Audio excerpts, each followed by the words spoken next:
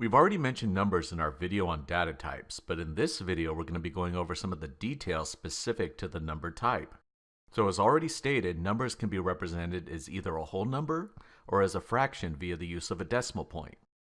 Additionally, you can represent negative numbers by simply prefacing the number with a negative sign. One thing that we haven't gone over is how to express numbers as exponents. Here's an example of the number 5 with an exponent of 3. To do this, you need to use what is called the math object and the POW method. Don't worry about understanding what objects are. We're going to be going over them in a later tutorial. You can also output what are called exponent literals, like this. This outputs a value of 5,000. Now technically, JavaScript's number type is what's called a 64-bit floating point number. This means the largest and smallest numbers that JavaScript can represent are the following.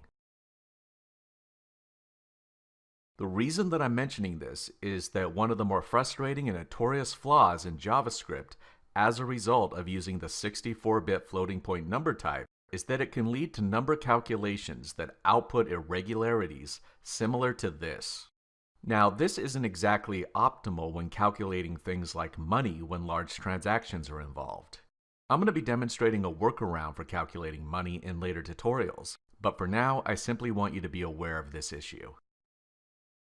If you attempt to do an arithmetic operation with subtraction, division, or multiplication operators with a number and a non-numeric string, the output will be NaN, which stands for not a number. Now, one small point of confusion is that if you do a type check for NaN, you get the data type number. What this means is that NaN is used to let you know when something isn't a number, but just to clear up any confusion, NaN is of the data type number.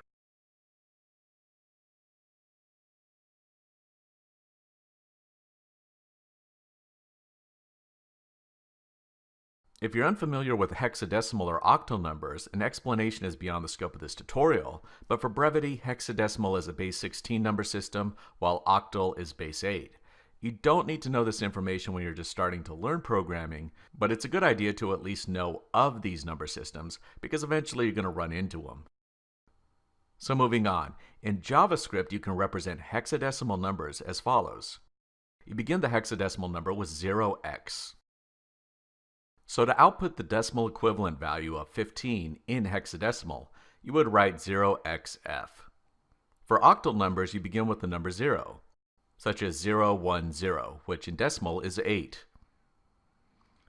You can create negative numbers for octal and hexadecimal numbers by adding a negative sign before them. If you try to output a number outside the range of what JavaScript can represent, it outputs infinity.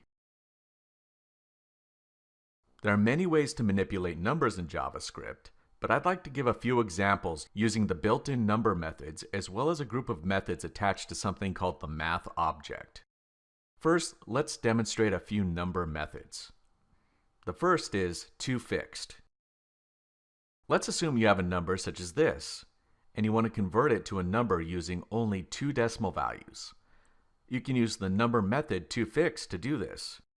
So using the toFixed method, we're removing the additional decimal places. The way that we do it is by placing the number of decimal places we want to keep as the value in the method. The number is also rounded to reflect the new value. As a side note, the value you place in this section of a method are called arguments. This is true with any method, whether it's a number method, a string method, or any other method. Here's another example where we don't add an argument to the toFixed method. We simply use it without an argument. As you can see, this returns a whole number with no decimal place value. Another number method is the toPrecision method. This method allows you to modify the total number of digits the number has. Unlike toFixed, this includes digits on both the left and the right of the decimal. toPrecision may also output numbers in scientific notation if there are more integer digits in the number than the precision specified. You can convert a non-exponential number to exponential form using the toExponential method. Now there's also a group of methods called math, so now we're going to explore some of those. We've already seen an example of one of the math methods when we use the mathpal method. Other math methods we're going to explore are listed here. Keep in mind this is only a partial list of the math methods that are available to you in JavaScript. The purpose of exploring these few is to get you familiar with the math object. If you want a complete list, a good website to visit is the Mozilla Developer Network at the following URL.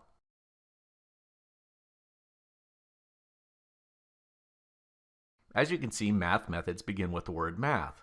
This is actually an object, and we're going to be going over objects in later tutorials, but for now we'll simply explore how to use some of these methods of the math object. Ceil is a method that rounds a decimal value up to its nearest integer value. Here the number 5.234 gets rounded up to the value 6. You probably noticed that using the math object is a bit different than using number methods, since you put the variable or value you wish to affect in between the parentheses of the math object method. As already mentioned, when you put a value inside the parentheses of a method, the value is called an argument. Math.floor is similar to math.ceil, except it goes in the opposite direction and returns a number that is a rounded down version of the nearest integer.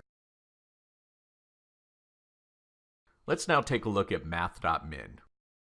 Here we have an example of math.min. This simply takes the lowest number in a list of numbers and outputs it. So here we have a list of variables, and when we put this list in math.min, the output is the value assigned to num3, which is -10. Now, as you can probably guess, the math.max method implements a similar operation, but instead of returning the lowest value, it returns the highest value. So for example, here we have 3 variables, but this time it outputs the value assigned to num2.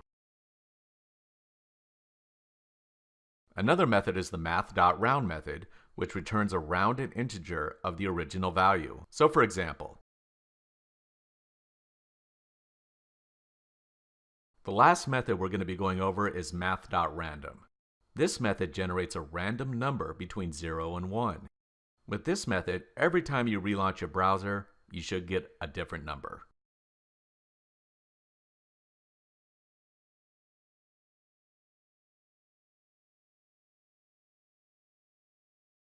This has been a brief overview of the number type in JavaScript, as well as a few of the different tools that are available to you to manipulate numbers. Until next time, bye-bye.